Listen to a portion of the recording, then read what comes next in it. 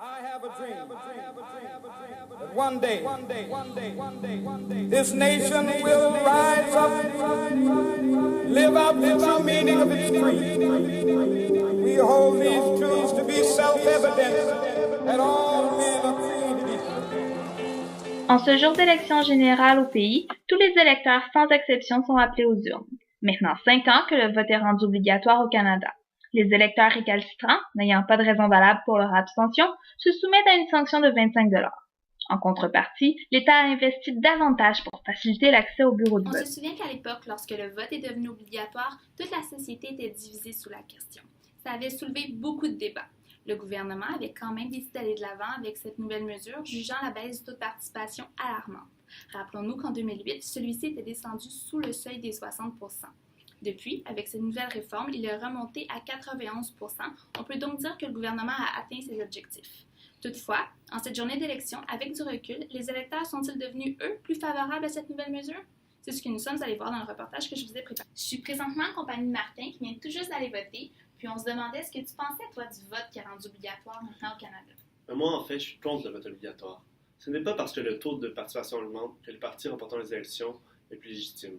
On ne fait que régler le problème en apparence, on supprime l'abstentionnisme, mais pas les causes derrière ce phénomène, donc la démocratie ne se porte pas mieux. On dit que les gouvernements sont plus légitimes car ils sont plus représentatifs si tout le monde vote. Mais forcer quelqu'un à mettre un bulletin de vote dans une boîte pour un parti qui préfère plus ou moins aux autres sans trop savoir, c'est de loin créer un problème de gouvernement plus légitime. La personne qui vote par obligation et de façon désinformée ne participe pas vraiment à la vie politique. Il faut augmenter la participation en réglant les problèmes de désintéressement politique et de manque de confiance dans le système. Seulement là, les gouvernements seront plus légitimes. Oui, mais certains disent qu'en obligeant les gens désintéressés à voter, ça va créer chez eux une habitude politique qui vont intégrer ce comportement-là de s'informer. Qu'est-ce que vous répondez aux gens qui disent ça?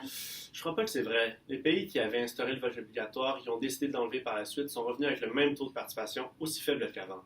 Ça prouve que les problèmes à la base restent. En plus, il est prouvé que ça augmente le taux de vote erroné et aléatoire. Lorsque des individus, souvent moins scolarisés, votent seulement par obligation, ne se forment pas ou encore ne sont pas en mesure de comprendre et d'utiliser l'information pour voter correctement selon leurs préférences. Ils ont le droit de voter, mais les obliger à voter, souvent au hasard, n'améliorent aucunement la démocratie ou la légitimité du gouvernement. Merci. On est présentement à l'Université de Montréal. On est dans le département de sciences politiques, puis on voudrait savoir ce que les étudiants qui étudient la politique pensent du vote obligatoire en ce moment. Je suis avec Alexandra en ce moment qui veut bien nous partager son opinion sur le vote obligatoire.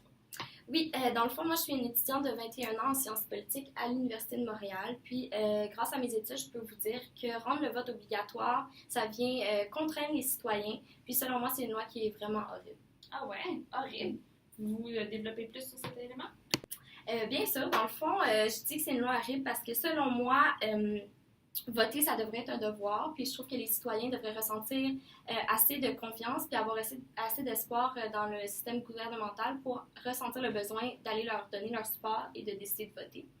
Donc, d'ensuite, je trouve que le fait de rendre le vote obligatoire, ça vient à l'encontre de la démocratie en tant que telle, parce que le fait de ne pas vouloir voter, c'est tout autant un acte démocratique que le fait de voter. Selon Statistique Canada, il existe plusieurs raisons politiquement pertinentes pour choisir de s'abstenir envers le vote. Donc, de ces raisons, il y a démontrer le manque de représentation, se révolter contre le haut taux de corruption ou même un des intérêts de la politique. C'est toutes des raisons complètement valables de ne pas vouloir voter, puis c'est important de prendre ça en considération. Dans le fond, je suis également contre le vote obligatoire parce que j'ai l'impression qu'un haut taux de pourcentage d'abstention, ça démontre que les politiciens, il y a quelque chose qui ne font pas bien, qu'il y a un manque, peut-être qu'ils ne représentent pas tous les différents groupes de la société. Puis dans le fond, j'ai l'impression qu'un haut taux d'abstention, ça va pousser les politiciens à vouloir s'améliorer ou à vouloir justement aller représenter tout le monde, aller toucher tout le monde. Donc, selon moi, rendre le vote obligatoire, ça encourage la paresse. Ça nuit aux droits individuels, puis ça limite les protestations qui sont très pertinentes, selon moi. Et merci de nous avoir donné un peu de ton temps. On sait qu'en fin de session, vous êtes bien occupés, donc on apprécie. Merci. Ça fait plaisir. Bonjour, monsieur. Bonjour, bonjour. Est-ce que je peux vous poser quelques questions? Bien sûr, bien sûr. Soyez-vous. Êtes-vous en route pour aller voter? Qu'est-ce que vous pensez des mesures sur le vote obligatoire en ce Ma moment? petite dame, je vais vous dire quelque chose. Ok. Je suis jamais allé voter de toute ma vie. Ce jeu d'élection ne m'intéresse pas. Mais vous savez qu'il y a des pénalités si vous n'y allez pas. Il y a des frais de 25 $, ça vous dérange pas? Justement, déjà je suis dans la marde, ils veulent m'en rajouter. Je ne suis pas certain de bien comprendre. Ben là, je vous explique. On est d'accord sur le fait que c'est les gens comme moi qui ne vont pas voter.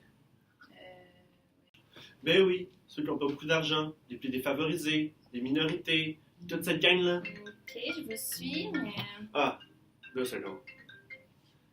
Hey, le gros, je suis à la TV, je te rappelle dans 2 minutes. Désolé. Ça va. Ah oui, qu'est-ce que je disais? Ah oui! Puisque c'est les personnes qui sont déjà les plus défavorisées qui sont touchées par les pénalités de 25 $, il est clair que cette sanction a pour effet d'augmenter les inégalités de la société. D'accord.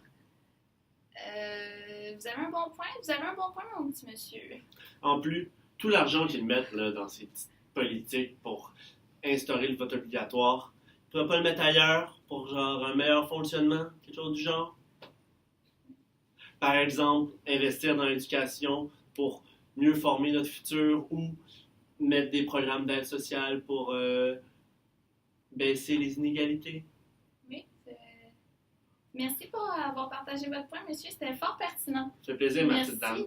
Donc, comme vous avez pu le voir, même 5 ans plus tard, le vote obligatoire ne fait pas l'unanimité. En fait, il y a encore beaucoup de gens qui sont contre. Mais vous, que pensez-vous? Écrivez-nous sur Facebook et Twitter. On est curieux de vous entendre. I have a dream that one day, this nation will rise up, live out the true meaning of its creed. We hold these truths to be self-evident that all